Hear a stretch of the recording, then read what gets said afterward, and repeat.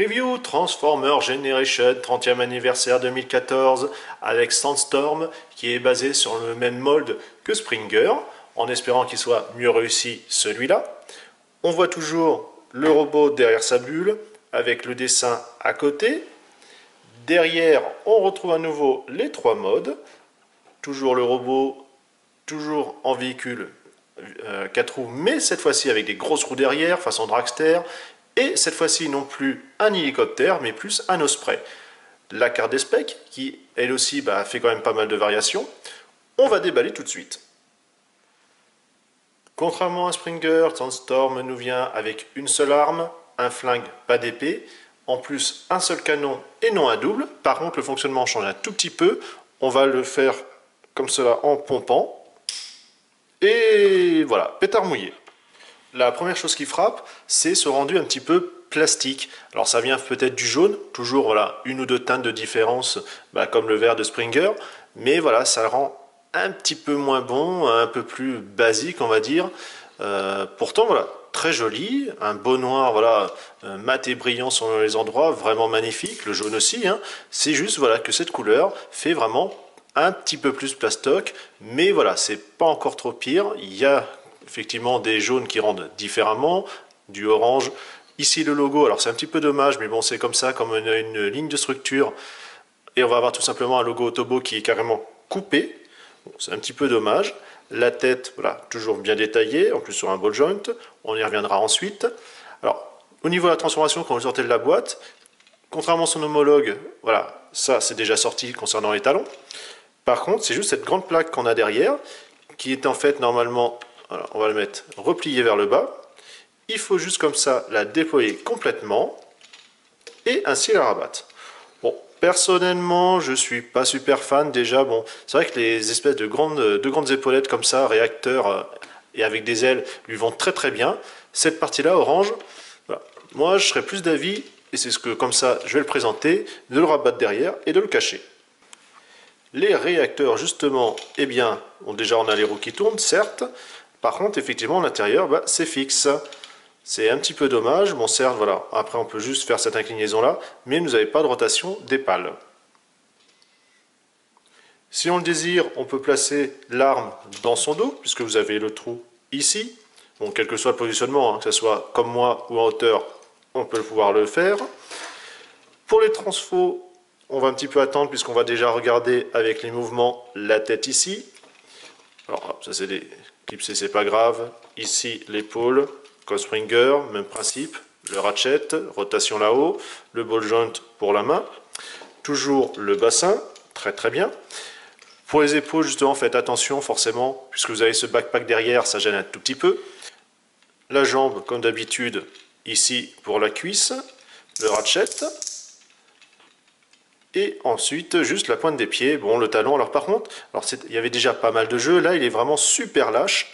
À faire attention, c'est pas ça qui va permettre, comme il penche un petit peu plus en arrière que Springer, c'est pas ça qui va le sauver. Pour le spray, eh bien comme d'habitude, on fait pareil. On va remonter déjà, écarter cette partie-là au niveau des épaules, remonter cela, basculer ainsi la tête dans l'espace qui se crée, ainsi. Au niveau des bras, à nouveau séparé ici, qui va permettre comme ça de ranger le point dans la cavité. On met comme ça complètement à plat, on referme. Pareil de l'autre côté. On rouvre, on déclipse avec la bascule, on met complètement à plat, on referme. Concernant les pieds, eh bien, on va refermer, on va mettre à plat.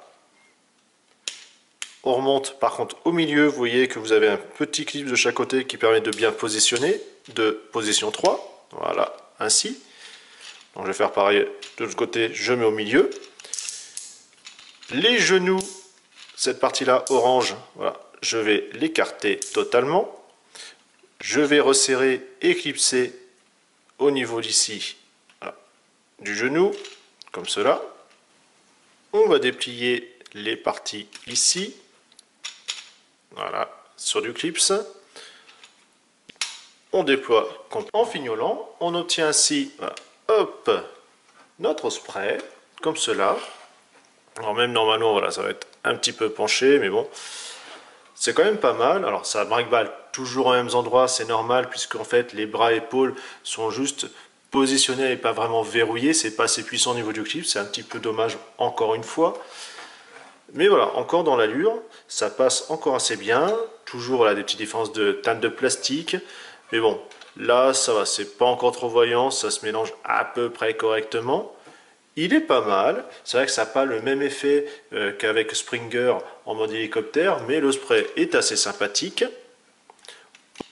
Comme je vous l'avais montré, bah ici forcément ça ne tourne pas, vous avez juste les roues, bon, ça fait un faux effet, mais bon, pourquoi pas.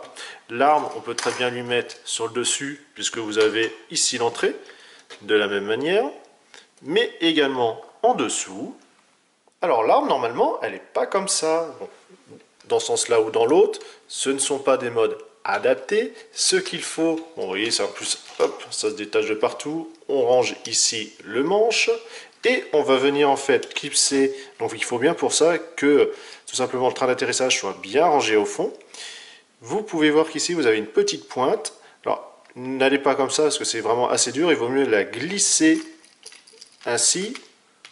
Voilà, ça vient tout seul, c'est verrouillé. Par contre, même avec le train d'atterrissage sorti derrière, et voilà, c'est foireux, raté encore sur toute la ligne. Au moins, bon, cette fois-ci, la notice indique la bonne attache, entre guillemets, le bon système. Mais voilà. Non, mais je sais pas ce qu'ils foutent. Ça ne servait à rien de le mettre en dessous dans ce mode-là. Autant, effectivement, dire tout de suite qu'il faut le mettre en haut. Repartons du mode robot pour le transformer en buggy. On va déjà, voilà, séparer le pan derrière pour pas trop que ça gêne.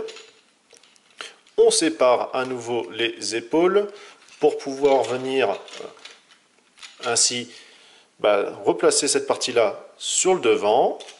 La tête à nouveau dans le torse. Puisque c'est une voiture, on va ranger le train avant qui est là. Voilà, on clipse ici. Les bras, de nouveau, on va complètement les déployer. Donc on rouvre ici.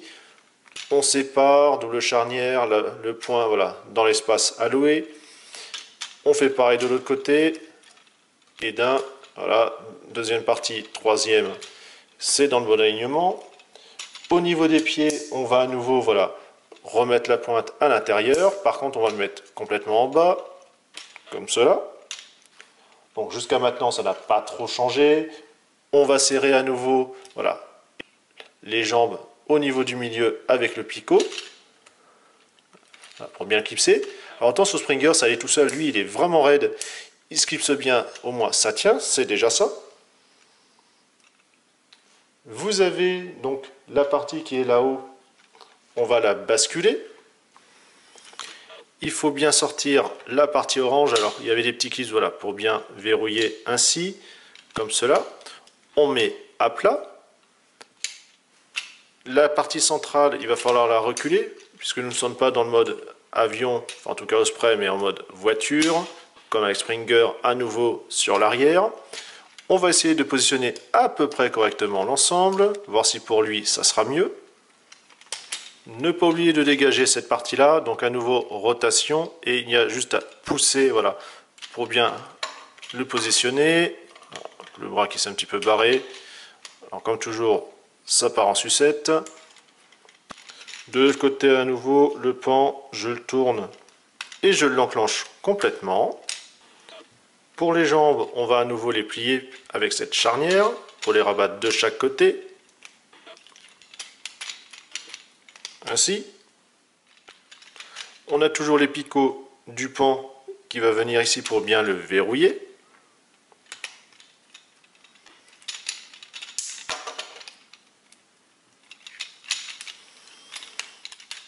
Les grosses roues qu'on va appliquer une rotation pour pouvoir les rabattre. Vous avez l'emplacement ici, voilà, pour que ça puisse venir se verrouiller pardon, et se positionner.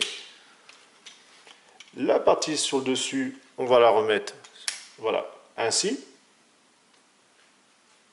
Et les pans qui sont là, on les rabat complètement.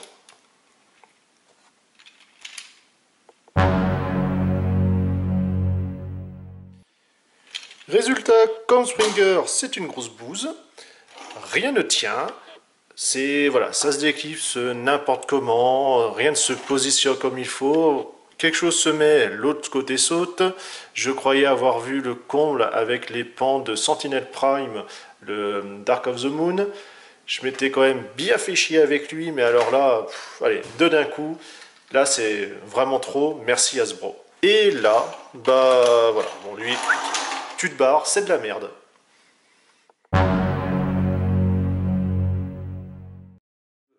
Après un repos bien mérité et une bonne séance de combat, on obtient enfin quand Springer un rendu correct et vraiment même très bon. Pas trop voilà, d'ouverture par-ci par-là. Alors lui par contre c'est l'inverse. C'est ce côté-là qui est à peu près bien positionné et l'autre qui va avoir une petite ouverture un peu partout. Bon, c'est pas méchant, mais n'empêche, c'est pareil, il faut vraiment maintenir l'ensemble quand vous la transformez, puisque dès que vous fermez ou clipsez un pan, bah, l'autre partie saute carrément. C'est vraiment de ce côté-là la galère. C'est assez rageant, vous l'avez remarqué dans ma vidéo. N'empêche, on est exactement sur la même chose. Un robot, voilà, quasiment sans faute. Bon, alors certes, on a la couleur qui fait un aspect plus plastique, mais ça, voilà, ça vient vraiment de cette teinte-là. Sinon, le rendu, voilà, la qualité du plastique, il n'y a rien à redire, il est très très bonne. Le mode Osprey est bon également. Pareil, on commence un petit peu à se battre. Et on finit, voilà, par le gros crochet, ou même carrément un uppercut sur la voiture. C'est assez difficile, mais on y arrive. Voilà, beaucoup de persévérance, ne pas trop s'énerver. On note comme ça, voilà, bien les stries et les marques sur les pneus. Donc, bon, ça fait un peu agriculteur, mais bon, non, elle est vraiment, vraiment sympathique. Très beau véhicule. Les trois modes sont vraiment également bien réussis. Il faut juste, voilà, savoir qu'on va un petit peu se battre avec, mais c'est pour son bien. Allez, on se dit une prochaine. À plus.